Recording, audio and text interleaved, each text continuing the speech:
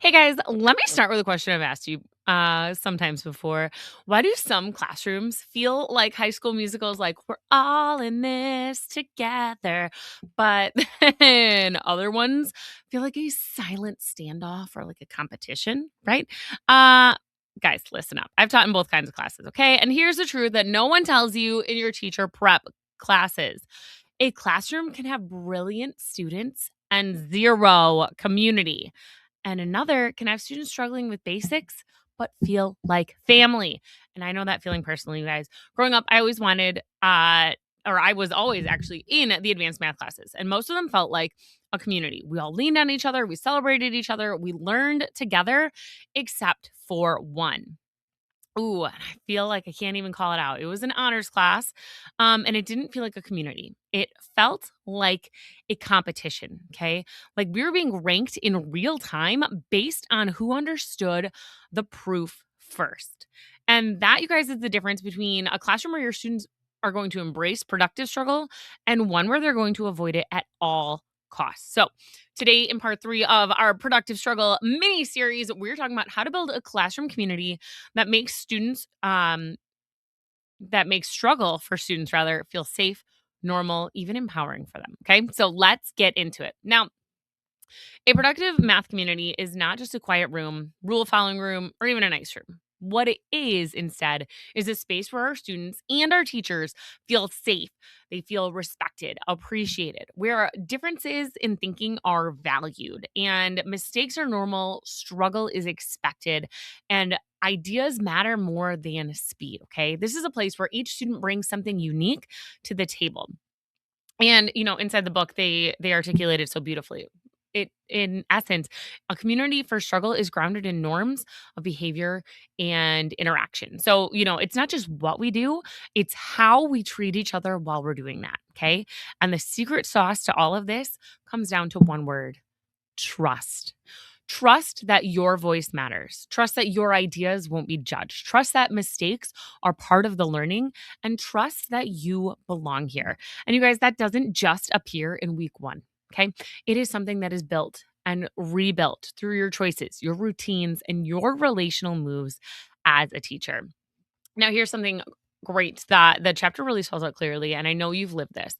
Middle and high school classrooms are their own beast, okay? You guys, we have, 55-minute periods, 120 plus different students, 6 different class personalities, teens protecting their social status, students terrified of looking dumb, right? Kids who would rather fail quietly than risk publicly, and a whole lot of emotional weight walking into our classrooms each and every day.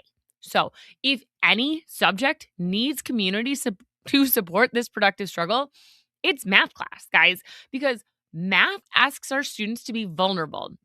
And teens, you guys, they do not just sign up for vulnerability, right? This is why community is not optional. It is essential. Okay. Community is not just a first week activity, it is an all year behavior pattern.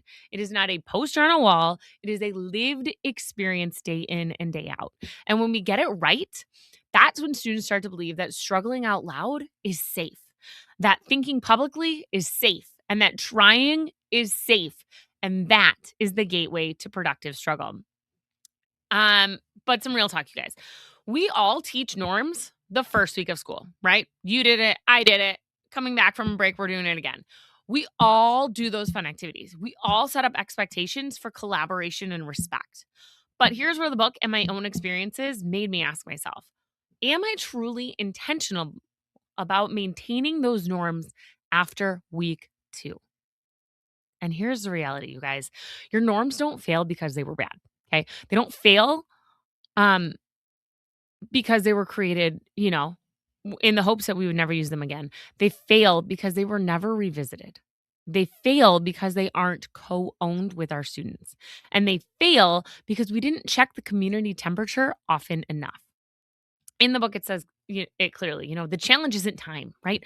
The real challenge is staying aware of the everyday choices that impact the community. And I love this reframing. So, how do we fix it? Okay. We need to stop treating community as a beginning of the year event. And we need to start treating it as a recurring unit, an undercurrent in our classroom. Things that could look like maybe a mix and mingle at the start of each new unit, a get to know your table team activity anytime your seats change, a 3-minute identity check in once a week, a norms refresher after a tough class day, right? Or reviewing group expectations before embarking on that big task. Community isn't something you build, you guys. You can't just build it. It's something you must also intentionally maintain. Now, one of the biggest mistakes that I have seen teachers make is that we tell our students what the community norms are instead of letting them build the norms themselves. Okay. The chapter in here emphasizes that students should define what a good community looks like and what a harmful community might look like. That small group brainstorming can then lead to whole group consensus, and that shared ownership equals shared accountability. And here's the wild part, you guys. Students know exactly which behaviors help group work and which ones destroy it. Okay, so this is why I love the activity mentioned in the book, good groups versus bad groups, where our students are going to sort the behaviors like these help us learn together and these sabotage learning. These make you an op in the classroom, okay? Because when your students help you decide the norms, they actually uphold them. And because nobody wants to violate a norm that they helped create, right? So let's get a little bit practical here. You know, I like to keep it real when we're talking. Here are some of the activities that I highlighted that are so good for secondary math. I had to share them with you. I like the idea of this photo share that they have in here. I'm gonna like mix it up with a mix and mingle phone photo share. So anytime new students or new seats are assigned, new students in new tables, whatever, you know what I'm saying. I'm gonna ask my students to pick a photo on their phone, describe it with numbers, and share why it matters. Okay. This helps combine identity, belonging, numbers, and personal connection. And then I'm going to tell my students to go take their phone and put it in the ugly little phone holder because phones destroy learning. That's another topic for another day. I also love those name and number tents from Sarah Vanderwerf. I know a bunch of us start the year with them. Guys, they're gold. Okay. Right. Like your students can write back and forth with notes to you. It keeps your relationships warm all year. You can revive these every new unit. After a rough day, have them write something in there and turn it back in before a big project. Anytime you really want to reset the community energy, I like the idea that they can like pop these name tents on their desk so that their new teammates know their name and can refer to them by name. Because when we're giving students name, we're elevating their status, right? Okay.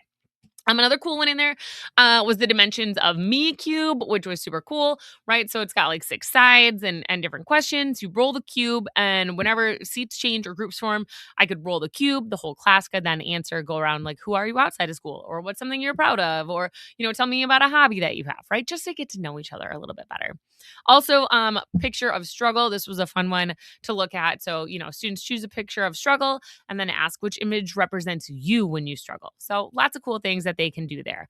They can make really cool anchor charts, great reminders during math lessons. I love it. You can also do videos. There are some amazing videos that I love.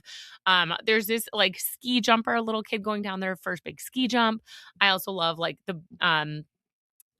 Be the Beagle for chicken nuggets. He's struggling to get these chicken nuggets out of a toaster oven, and it's so funny. People who are stuck on an escalator, hilarious. Just like you can't be stuck on an escalator, guys, right? Or this cute little boy who like learns how to ride a bike, and he's screaming like, "You can do it, rock and roll, dude." Just the cutest, right? So, like, lots of good struggle videos to intersperse and just kind of mix things up. How often do you get to show a fun video in math class, right? Okay. So, these are great videos. They open the door to conversations about perseverance, fear, trying again, peer support, bravery, failure, all the things. Okay. Um, so, that's another great one that you can do. Also, love the idea of a class definition of struggle, right? Like, what is struggle? What does it look like? Okay. Each class can build its own definition of struggle. And I can, help guide them with themes that I want to hopefully present. But, community is relational and each class is a relationship. So definitely do it with each of your own classes. All right. So here's one of the quotes that I highlighted in here. Learning is most rich and most lasting when students engage, discuss, and develop understanding through struggle and mistakes. And I believe that was all quoted in here from like Boaler and NCTM and all the things. Okay. But in essence, community is what makes that possible. Okay. Community is that safety net, that permission slip, the encouragement, the shared responsibility, the belief that we are in this together, as they sing in High School Musical. And I tried to sing for you earlier. Okay. Without community, though, you guys, struggle can feel threatening and embarrassing and risky. But with community, it feels normal, respected, part of the learning, something to maybe even be proud of. Okay. And this is the environment where productive struggle is then going to thrive. So, here you guys go. Here's our mini move for this week. I want you to have your students co create a good group, bad group sort. Let them identify the behaviors that help them, the behaviors that harm them, ones that build trust, and ones that destroy trust. Okay. Then build your class norms from your students' ideas. And you might have to do this for each and every single class because each and every single class is their own unique community. Okay. All right, guys. Next week, we're going to talk about planning for lessons with productive struggle. It is a beefy one. I love it. We're going to talk about how to design tasks, routines, structures that get students thinking before you even teach. And if this episode sparks some ideas, send it to a colleague who loves community building as much as you do. All right, guys. That is it for this episode. As always, until next time, keep it real.